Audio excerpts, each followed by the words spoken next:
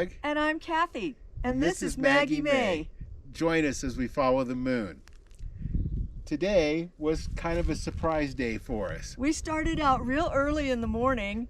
For us at least. About 9:30 we were on the road.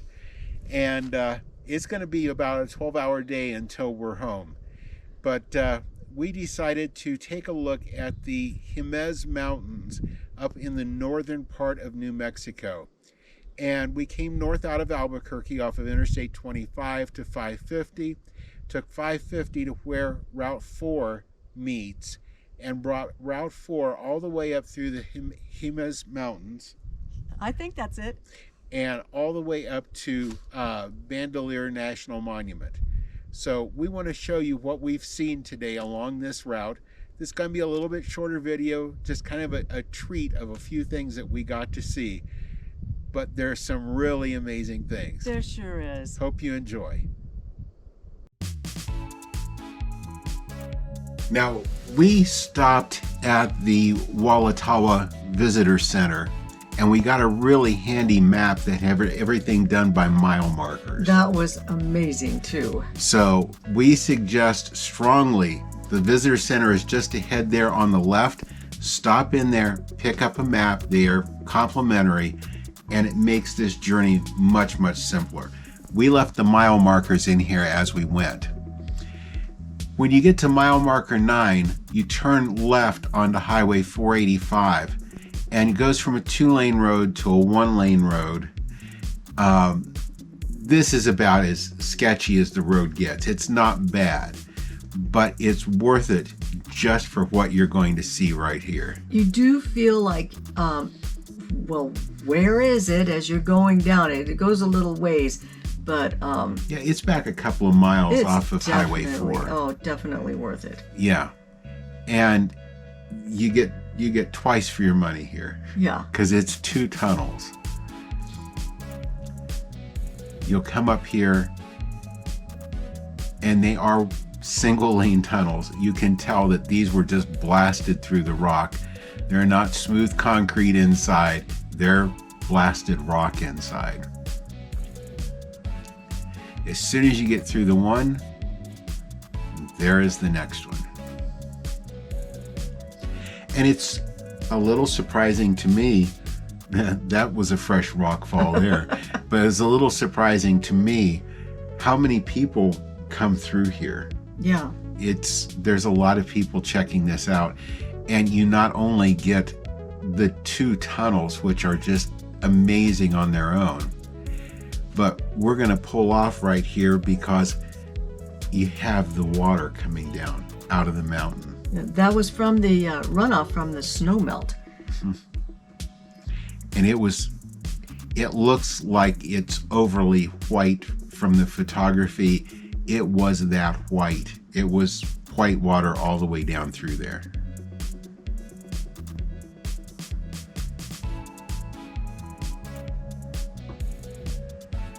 And the sound of it, I mean, it was absolutely amazing. So we made our way back to Highway 4 and continued on our route. And the views just never disappoint. They just kept getting better and better.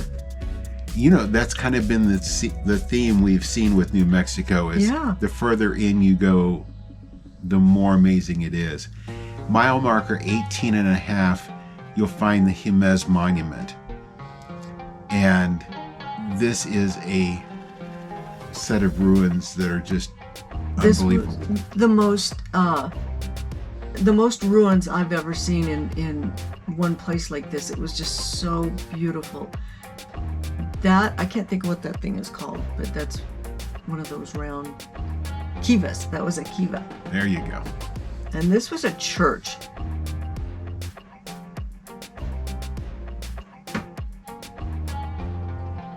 Cathy shot all of this with her still camera. Got some absolutely great shots out of here.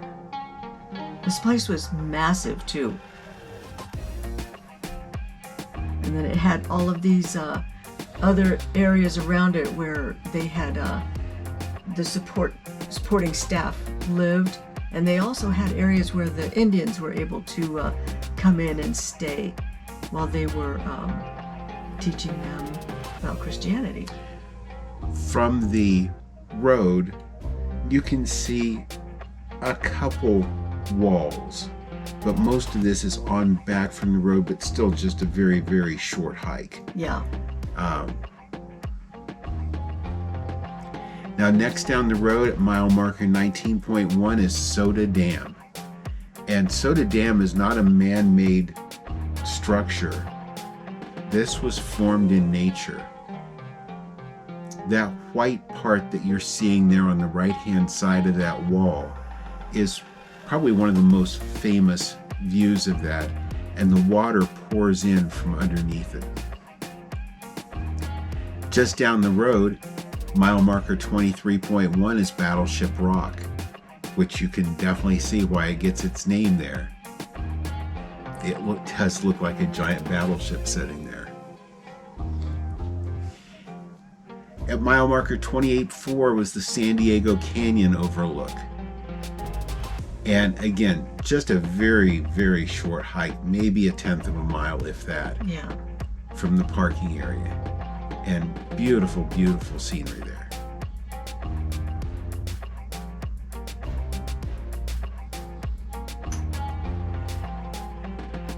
Now, Valle Grande at mile marker 41.5 is a huge grass-covered valley.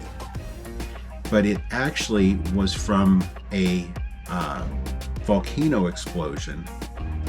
And this volcano explosion started 13 million years ago, went up to a little over 1 million years ago. And it's an all lava base underneath that.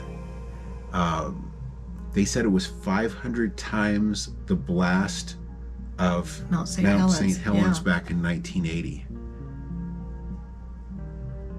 So that is what was left after the volcano exploded. And you don't see big trees and everything down there because it's just It doesn't growing on the support it. surface of Yeah. the lava. Yeah.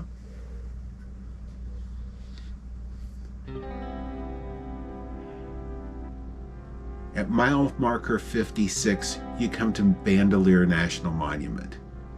And again, Bandelier is known for their cliff dwellings. And this place is pretty amazing. There are 2 sets, and because this was a long drive day for us, we kind of divided and conquered. And I got the first set of cliff dwellings. Cathy got the second set of cliff dwellings here. So you're going to get to see some of both of them. And these were so different. It just is mind-boggling to think how they did that. This first area, this is one of the kivas that you were talking Yeah. about. This was the larger one of the 2 in the front section.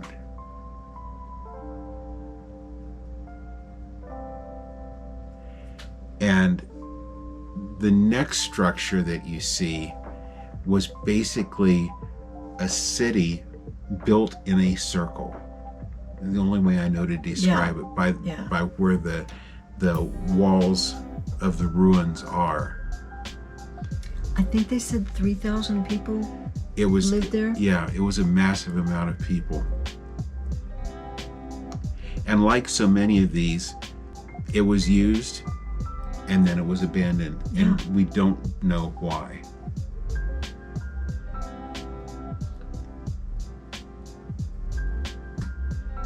Now you see all these walls, but it isn't until you start to go up towards the other cave dwellings that you can see the circular shape. Here it is from above. All along that tree line. There's one of the smaller kivas.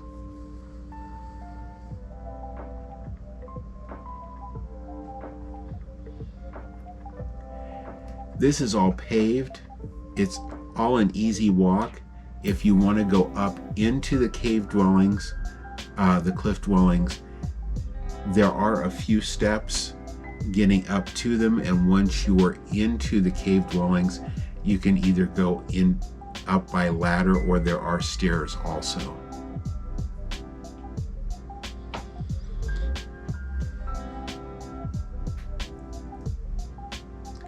but these rocks have these holes in them. And this is looking in through one of them of what's actually inside it. But they're good paths. There are a lot of stairs as you get on into the individual dwellings. But if you don't want to go the stairs, you can just take the path. Take the path and see it from a bit of a distance, and it's still great. But yeah, all these holes. They were so uniform going across the face of that rock. Yeah, so many of them were white at the top and pointed at the bottom. The same type of shape.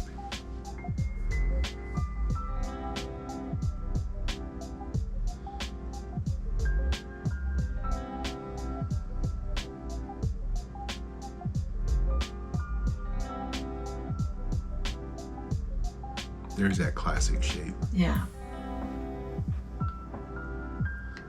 And the ladders are there. You can go ahead and climb up into the caves if you want to. It's massive. It really is. Yeah.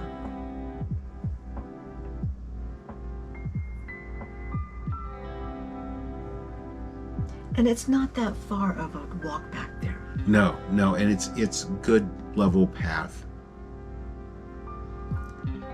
And by then it was time to start to head home. That's right.